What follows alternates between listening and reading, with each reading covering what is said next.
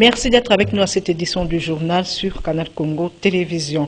Le chef de l'État Félix-Antoine Tshisekedi est arrivé ce samedi 12 février à Oyo au Congo-Brazzaville pour une réunion quadripartite entre chefs d'État. Participe à cette réunion de haut niveau le président Sassou Nguesso, Yoweri Museveni de l'Ouganda et Faure Gnassingbé du Togo. Les questions d'actualité politique et les domaines d'intérêt commun de ce pays constituent le menu de leurs échanges. Cette rencontre sera sanctionnée par une déclaration finale. Le gouvernement congolais envisage de construire un mausolée privé et familial dédié à l'ancien président de la République démocratique du Congo, Joseph Kasavubu. Ainsi, le chef de l'État a instruit le ministre des Infrastructures et Travaux publics, en collaboration avec le gouverneur Aïe du Congo central, de réaliser les travaux de réhabilitation du mausolée situé à 17 km de la cité de Tchela. Une décision du Conseil des ministres saluée par la cohésion provinciale des notables issus du 366 groupements du Congo central. Son porte-parole, Joseph Mabanga, s'inquiète cependant sur la non-réhabilitation de la chaussée Matadi Bomachela. Pourtant, l'argent a été décaissé pour ces travaux. Il est au micro de Gisèle Etoko. Nous avons accueilli avec joie, avec beaucoup de joie, de pouvoir réhabiliter la Bomachela, Singini, là où se reposent les vrais pionniers de l'indépendance. Je ne cesse de répéter, c'est Labako. Et je dis, et je vais refermer la parole, on en parlait le 24 mars, c'est Joseph Kasavubu. Les autres sont les accompagnateurs. Nous accueillons également ça avec joie parce que mieux vaut tard que jamais. Mais, ce n'est pas la première décision du Conseil des ministres qui est prise, mais qui n'est pas mise en pratique. Nous espérons et nous le souhaitons et nous avons confiance que cette fois-là, ça va se réaliser. Et nous exhortons le gouvernement de pouvoir nous dire combien ils ont prévu pour la route Bomachela, Singini. Est-ce que c'est maintenant qu'ils vont faire les études de faisabilité? C'est combien? Parce qu'en matière de projet, faut dire, il faut débloquer autant. Et nous allons maintenant avoir connaissance de l'entreprise qui va faire les travaux. C'est pour que nous n'ayons pas une route à usage unique qui va commencer à faire des nids de poules, comme c'est le cas des routes de Kinshasa. Tout ça sont des interrogations. Nous enseignons pour dire que le gouvernement dise à l'opinion nationale. Il y a une société qui avait pris un acompte à l'époque du gouvernement, le gouvernement passé, si je ne me trompe pas, soit c'est le gouvernement de Lukamba, soit le gouvernement Chibaya. Ils ont pris la compte au ministère des Travaux publics. Les archives existent. Cette entreprise-là que nous connaissons, qui est une entreprise qui est dans la Kabylie, où est-ce qu'il a mis cet argent? Est-ce que c'est l'entreprise-là qui a remboursé l'argent? Qu'on nous le dise. Et enfin, c'est bien qu'on puisse mettre misé. Mais nous attendons l'ordonnance présidentielle qui consacre Joseph Kasavubu comme héros national. Jusqu'aujourd'hui, l'ordonnance n'a jamais été signée. Ceci nous permet à penser que ce qu'il vient de dire peut ou n'est pas se réalise. Que l'ordonnance soit signée. Lutte contre la Covid-19. Sachez que désormais, la présentation d'une preuve de vaccination contre cette pandémie pour tout voyageur à l'entrée et à la sortie de la RDC est désormais obligatoire. Il s'agit d'une décision du gouvernement central rendue publique vendredi 11 février par la Direction générale de migration via une note circulaire. La DGM note également l'abrogation de la note circulaire relative à l'interdiction d'embarquement des voyageurs en provenance ou ayant transité par l'Inde et le Brésil, décrétée depuis le mois de mai de l'année dernière. Programme présidentiel consistant à planter 1 milliard d'arbres d'ici 2023, une délégation des agents du ministère de l'Environnement, conduite par le directeur-chef de service reboisement et horticulture au centre agroforestier des Mampou, sur place. Elle s'est rendue compte des travaux de réhabilitation de ce centre. C'est un reportage signé Doudou Montéry. C'est dans le cadre d'exécution du programme présidentiel 1 milliard d'arbres que la vice-premier ministre, ministre de l'Environnement et du Développement durable, F. Bazaï Bamassoudi, a dépêché une équipe de son ministère au centre agroforestier de Mampou, au plateau des Bateke. Conduite par le directeur chef des services reboisement et horticulture, Céline Pembele, cette délégation a palpé du doigt les travaux de réhabilitation de ce centre de 8000 hectares, comme l'explique l'ingénieur Karel Yambou. Un centre de 8000 hectares, réparti en mosaïque de 25 hectares. Dans chaque mosaïque, nous avons une maison de 2 pièces et une citerne de 20 000 litres. Ici, nous sommes au centre. Le centre est géré par un chef qui est du côté. Nous sommes ici dans le cadre de l'exécution du programme présidentiel Jardin scolaire 1 milliard d'arbres. C'est grâce à l'impulsion de Madame la VPM F. Bazaïba et Madame le directeur Céline Pembele que ce centre est en train d'être réflexionné. Le chef du centre, ingénieur Bienvenu Doudou Lunzama, s'est exprimé en ces termes. Il faut que les maisons soient belles, il faut réfectionner les maisons parce que ce sont des villas où peuvent habiter les hauts cadres du ministère tels que Madame le VPM.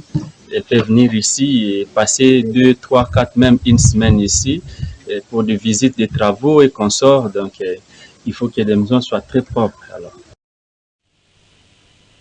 Célébration le 13 février 2022 du 11e anniversaire de la Journée mondiale de la radio, proclamée en 2011 par les États membres de l'UNESCO. Radio et confiance, tel est le thème retenu pour cette année 2022. Sachez que la radio reste l'un des médias les plus fiables. Reportage. Les États membres de l'UNESCO ont retenu la date du 13 février comme étant la journée mondiale de la radio. Cette date a été entérinée par l'UNESCO le 3 novembre 2011 lors de la 36e conférence à la suite de la proposition initialement faite par l'Espagne. À cet effet, l'Assemblée générale des Nations unies a officiellement approuvé la proclamation et l'a adoptée à son tour lors de la 67e réunion. Sachez que la radio reste l'un des médias les plus fiables et les plus utilisés. Au fil des années, la radio a fourni un accès rapide et abordable à l'information en temps réel et à une couverture professionnelle des questions d'intérêt public, ainsi qu'une garantie d'éducation et de divertissement à distance. La confiance des auditeurs de la radio est due en partie à son faible coût et à son omniprésence. Bien que la numérisation soit une tendance mondiale, l'accès numérique à l'information est loin d'être égal. Des grandes différences subsistent entre les régions et les communautés en termes d'abonnement à l'Internet et de possession d'ordinateurs à domicile. En comparaison, la radio reste adorable et peut être écoutée partout, même lorsque l'électricité ou la connectivité ne sont pas fiables.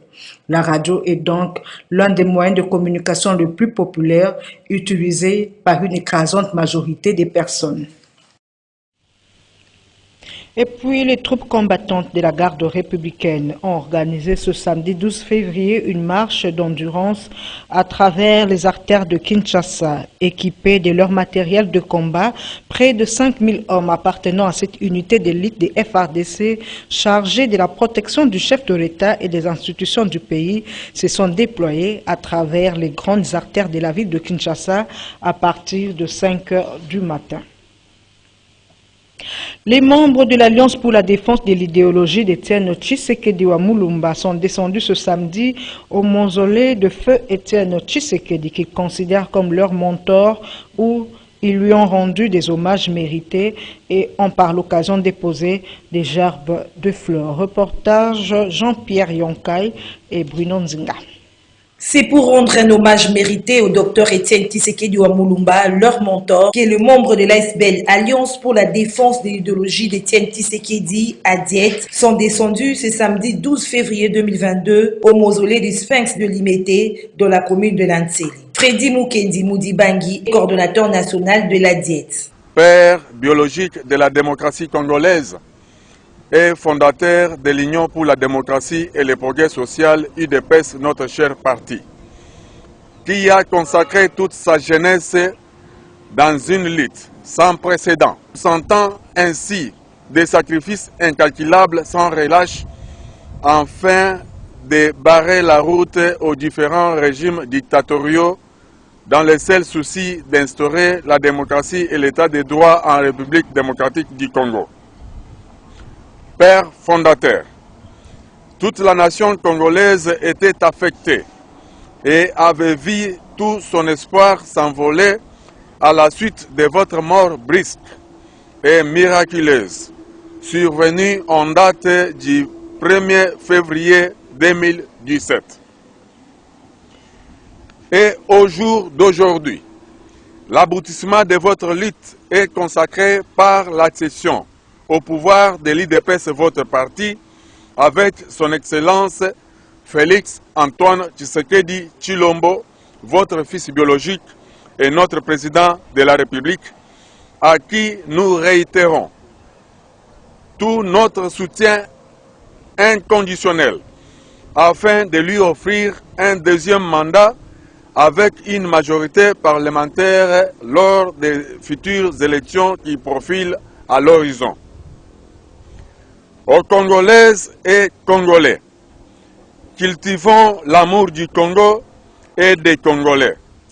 Bannissons la haine, le tribalisme, le clientélisme, les antivaleurs, comme cela nous avait été recommandé par les sphinx délimités, et condamnons à haute voix toute prise de pouvoir par la force. À la coordination nationale de la diète et toute sa base, défendons les valeurs portées par les combats politiques de notre mentor, le docteur Etienne Tshisekedi Wamulumba. Pérennisons dans la mémoire collective la personne, l'idéologie ainsi que les parcours politiques du sphinx délimité. Enfin, soutenons et accompagnons son Excellence Félix Antoine Tshisekedi Tshilombo, ses actions ainsi que toutes les institutions du pays dans la perspective de réaliser une république juste que le docteur Etienne Tshisekedi Wamulumba avait juré d'offrir au peuple congolais. Le secrétaire général de la Diète, Jean Kalongia, à cette occasion, a appelé les jeunes à aimer la RDC et à travailler pour le bien-être des Congolais. Ces propos ont été recueillis par Jean-Pierre Yonkai, une fois de plus.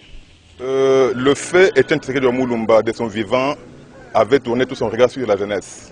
Vous allez vous rendre compte que pendant qu'il était là, il s'était entouré de jeunes parce qu'il voyait dans cette jeunesse un avenir meilleur. Il voyait dans cette jeunesse la classe politique de demain et les dirigeants qui allaient gérer ce pays aujourd'hui. Raison pour laquelle il s'était fait entourer de jeunes. Donc aux jeunes qui déambulent aujourd'hui, qui passent leur temps à ne rien faire, je les invite à aimer le Congo, je les invite à aimer les Congolais.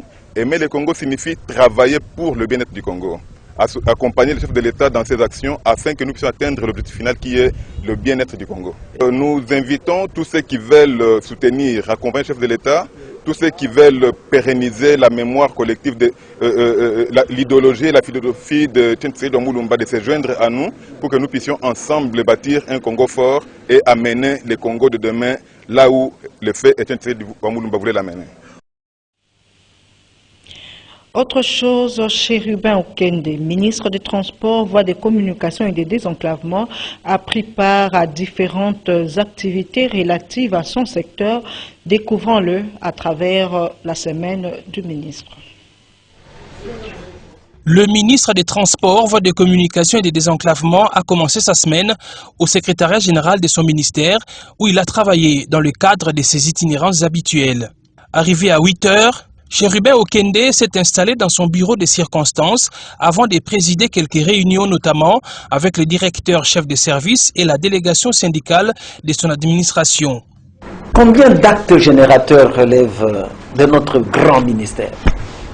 Mais combien de recettes tombent dans l'escarcelle de l'État?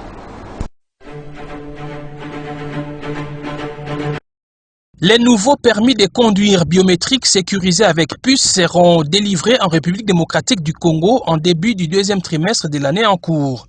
La cérémonie de signature du contrat de production des permis de conduire entre d'un côté le gouvernement congolais représenté par le ministre des Transports et de l'autre côté Autojuste, la société qui a gagné le marché, a eu lieu à Kinshasa en présence de Madame le vice-premier ministre en charge de l'environnement représentant le Premier ministre.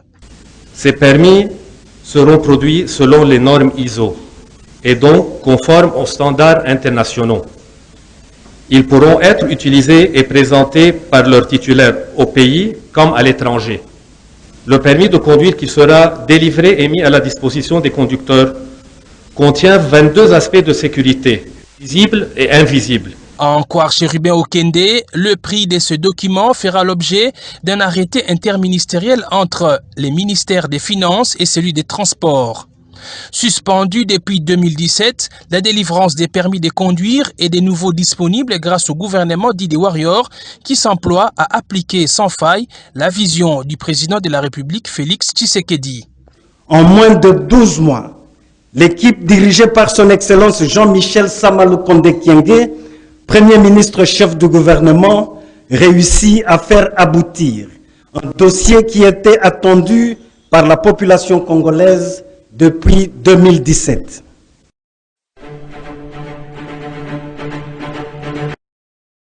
En 2023, le pont Maréchal aura 40 ans. Ayant appris la dernière visite d'inspection effectuée par le ministre des Transports, Voies de communication et des désenclavements sur le site de ce célèbre pont à Matadi, la délégation de l'Agence japonaise des coopérations internationales s'est empressée d'annoncer à Chérubin Okende sa volonté de réhabiliter cet ouvrage qui est sérieusement menacé par les activités des ports illégaux construits dans l'espace de l'EBK. Il y a non seulement la dégradation de la chaussée, mais surtout ces fissures sur les culées qui à quelques endroits sont cassées par les poids lourds qui descendent aux ports privés illégaux.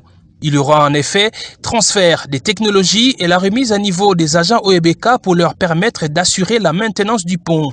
L'objectif pour le ministre des Transports est de maintenir les ponts Maréchal en bon état avec les enjeux du port en eau profonde des Bananas. Le pont verra sur lui le trafic être multiplié.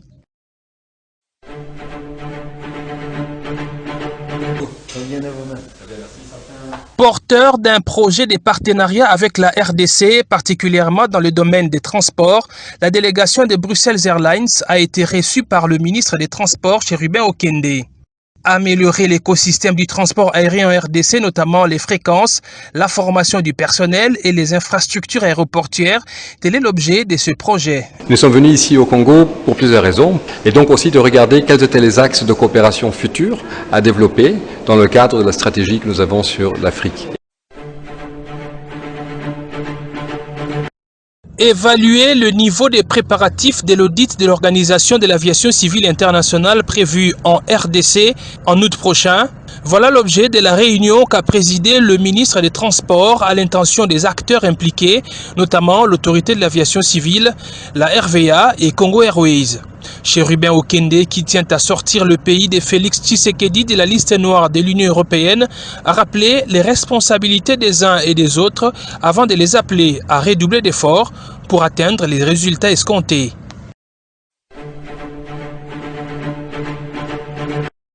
Le drame qui a frappé les vendeuses du marché Matadi Kibala n'a pas laissé indifférent le ministre des Transports.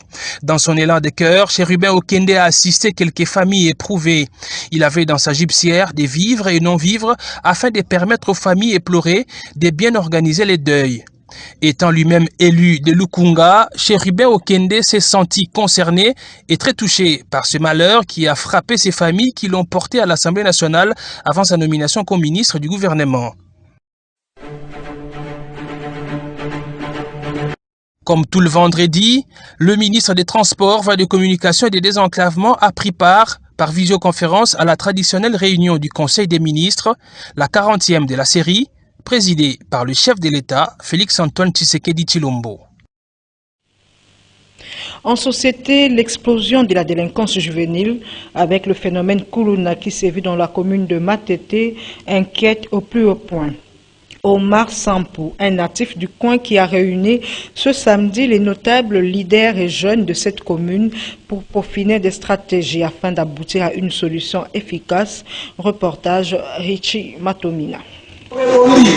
Trouver des solutions efficaces pour mettre fin à l'insécurité qui sévit dans la commune de Matete à travers le phénomène Kuluna, tel est l'objectif de cette rencontre des notables jeunes leaders de Matete autour d'Omar Sambo, natif de cette commune. Le phénomène Kuluna dérange totalement la commune de Matete. Alors, étant le jeune et vieux notable de la commune de Matete, nous nous sommes rencontrés, nous nous sommes réunis pour essayer de voir comment est-ce qu'on peut trouver des solutions, des pistes réelles, de trouver le vrai problème. Raison pour laquelle on a pu siéger, on a balayé toutes les grandes lignes et je pense que dans les jours à venir, on va mettre en pratique tout ce qui a été dit et les autorités doivent nous accompagner. D'ailleurs, on va leur faire part de tout ce qu'on a discuté ici. Vous avez vu vous-même, il y a eu un groupe de notables qui a représenté Matete à 90%. C'est-à-dire le phénomène Kuluna est tout d'abord un phénomène jeune. Voilà pourquoi nous les jeunes, nous avons l'obligation de nous lever. Okay? Ce n'est pas d'abord un problème des hommes politiques, parce que les hommes politiques peuvent en faire des récupérations. Raison pour laquelle nous sommes levés pour balayer toutes les grandes lignes et mettre fin à ça. Et je promets à toute la population de la commune de Matete que le phénomène Kuluna finira. Et ont pris part à cette rencontre quelques notables jeunes leaders de la commune de Matete n'ont pas manqué des mots.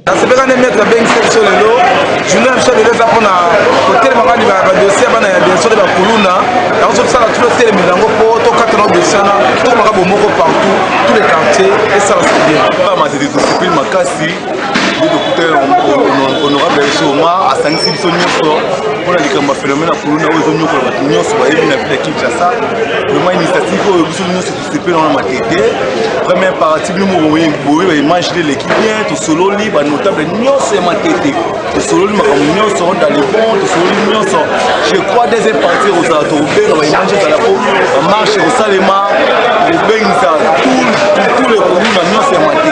Tokobengisa bango tovanisa bango tosolola bango Matete ezali commune oyo même ozotambola solo ezala na Matete ozomona kaka te Matete bombaka bato baza babandito ta commune ya baintellectuel ayene bapatron basala Matete zongo kolito développer Matete totelemela contre Kuluna na Matete il faut Kuluna na Matete esila yango na honorable Omar ye mpona Matete totelema toyoka baleki babana na biso oyo basalaka Kuluna basalaka ngo mpona nini basala besoin ya nini yango na tosali réunion ya lelo mpona koyoka deuxième événement ya dimanche mpona koyoka baleki na biso ya Matete basalaka Kuluna mpona nini mais na assuré yo ke Kuluna na Matete kosila. Les Kuluna sont des gangs armés de machettes qui sévissent dans certains quartiers en République démocratique du Congo et rançonnent les personnes une fois la nuit tombée ou de grand matin. Réfléchir sur l'éradication de ce phénomène dans la commune de Matete s'avère donc nécessaire.